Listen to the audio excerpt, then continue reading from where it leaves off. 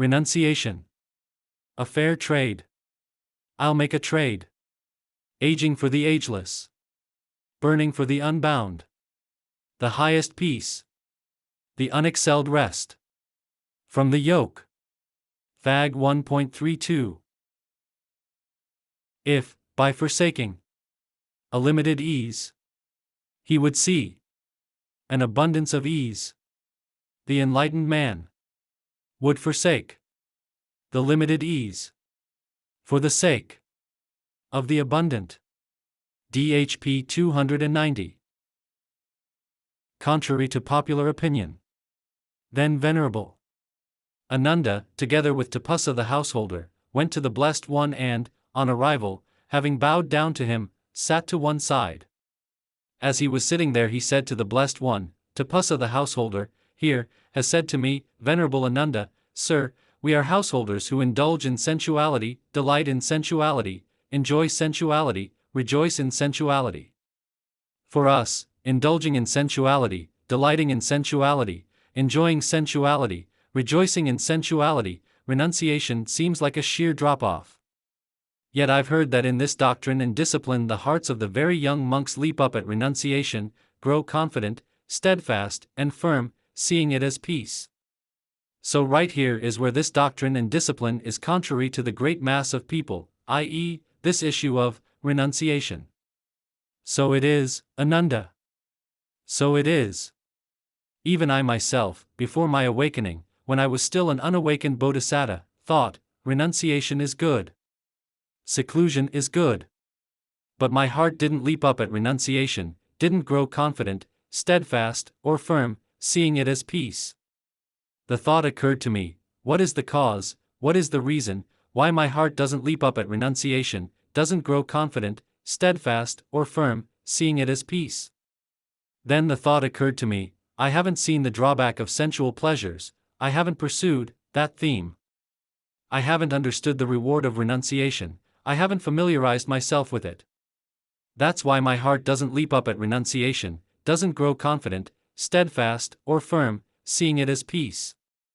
Then the thought occurred to me, if, having seen the drawback of sensual pleasures, I were to pursue that theme, and if, having understood the reward of renunciation, I were to familiarize myself with it, there's the possibility that my heart would leap up at renunciation, grow confident, steadfast, and firm, seeing it as peace.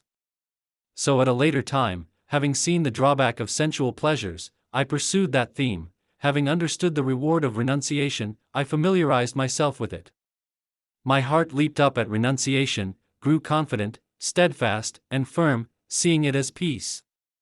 Then, quite withdrawn from sensuality, withdrawn from unskillful qualities, I entered and remained in the first jhana, rapture and pleasure born from withdrawal, accompanied by directed thought and evaluation. AN 9.41. Bliss. The Buddha. Is it true, Bhaddiya, that, on going to a forest, to the foot of a tree, or to an empty dwelling, you repeatedly exclaim, What bliss! What bliss! Venerable Bhaddiya. Yes, Lord. What meaning do you have in mind that you repeatedly exclaim, What bliss! What bliss! Before, when I was a householder, maintaining the bliss of kingship, I had guards posted within and without the royal apartments, within and without the city, within and without the countryside. But even though I was thus guarded, thus protected, I dwelled in fear, agitated, distrustful, and afraid.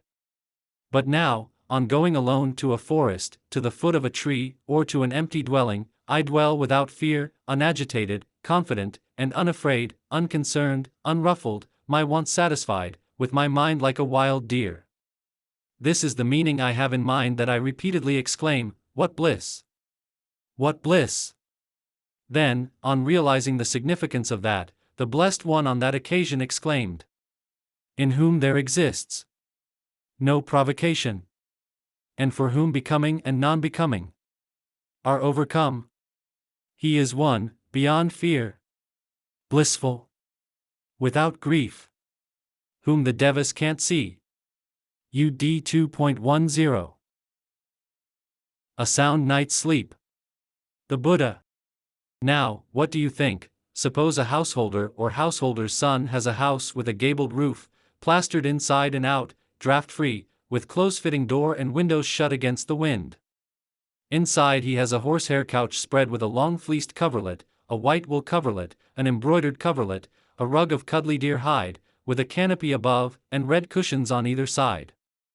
And there a lamp would be burning, and his 4 wives, with their many charms, would be attending to him. Would he sleep in ease, or not?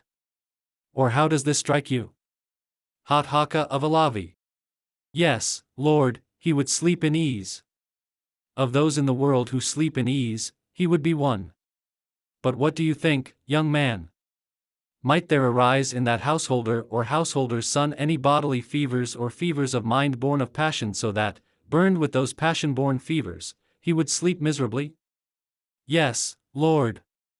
As for those passion-born fevers, burned with which the householder or householder's son would sleep miserably, that passion has been abandoned by the Tathagata, its root destroyed, made like a palmyra stump, deprived of the conditions of development, not destined for future arising.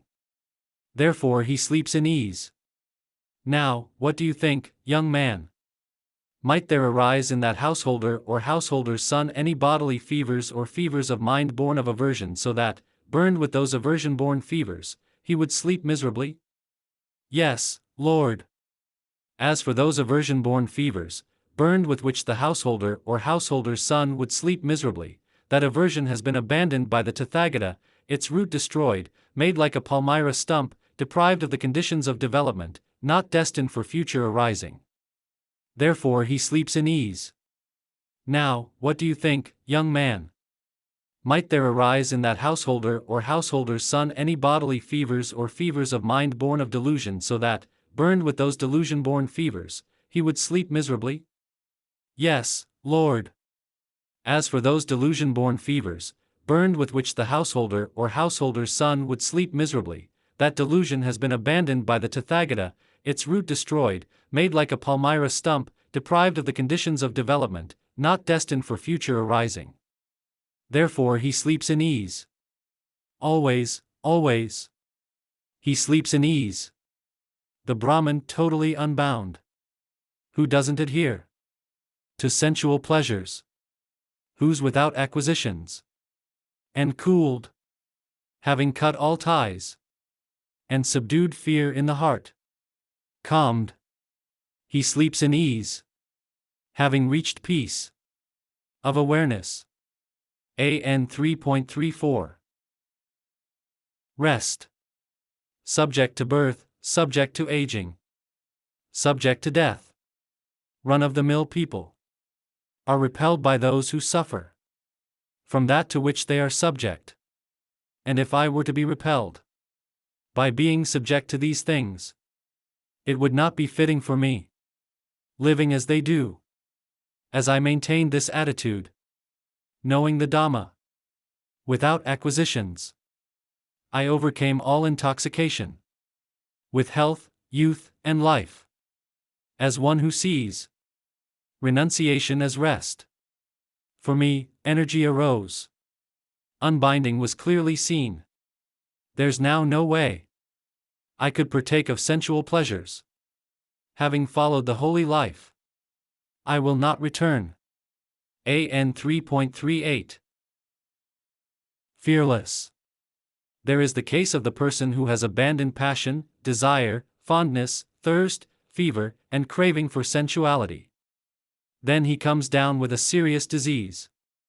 As he comes down with a serious disease, the thought does not occur to him, "Oh, those beloved sensual pleasures will be taken from me, and I will be taken from them."